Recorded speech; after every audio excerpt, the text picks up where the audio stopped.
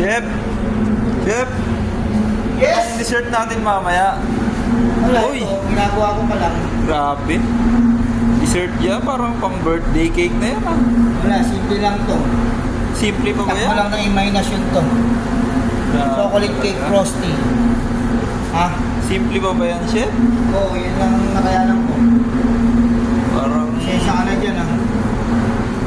parang pang red ribbon. Ano masasabi ng red ribbon dito? Nung magagawa natin, paggutusan lang tayo. Siyempre, another day, another bake na naman tayo ng cake. May kung panadero. Araw-araw na lang na gusto nila ng cake ko, Chef ah. Nasarapan talaga sila. Yun na nga. Inaraw-araw na. Na sobrang sarap, pati ako nasarapan. Yun oh. Ha? Masarap din ba yung gumawa, Chef? Ah, siyempre, wala Grabe. namang silang ibang choice, kundi si Kung Panadero, masarap. Di masarap din yung dessert nila, di ba? Yun oh. Magagawa ko. Oreo pa. Oo, mori pa yan. Gusto na lang nila palaging ganyan, no? Oo. Paano to? Araw-araw na lang to? Baka bisyo na to, pre.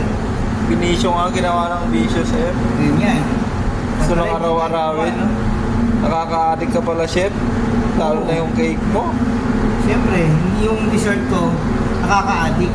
Pati ako, ma-addict sila sa akin. Anong special ingredients nito, Chef? Pagmamahal. Yung pagmamahal pala. Naman, kagaya kay Kawai, mahal ko. Yun. Diba? Eh ganun din, pag ginawa mo yung cake na may pagmamahal, ang kalalabasan niyan, masarap. Masarap. Yun palang sekreto ni Kung Siyempre, Panadero. kapag mo, Ang gusto kanyang... yung ginagawa mo, sasarap yan, di ba? Oo, Chef. May bago na naman ako natutunan sa'yo. Hindi lang kumain. Magmahal pati. Pati pala magmahal. Tapos dapat mahal mo yung ginagawa mo. Siyempre, mahal mo yung ginagawa mo, ang resulta niyan, masarap. Yun o. Sisiyahan yung mga kakain, di ba? Pag Okay, masama Chef. yung loob mo, ginawa mo yan, ang resulta niyan, walang kwenta. Walang lasa. Diba? Oo. Kagaya ng pagmamahal ko kay Kawai, sobrang pagmamahal ko. Tamo.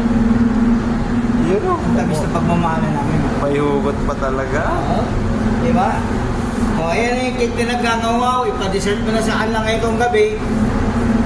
Yun. Wala na tayong problema.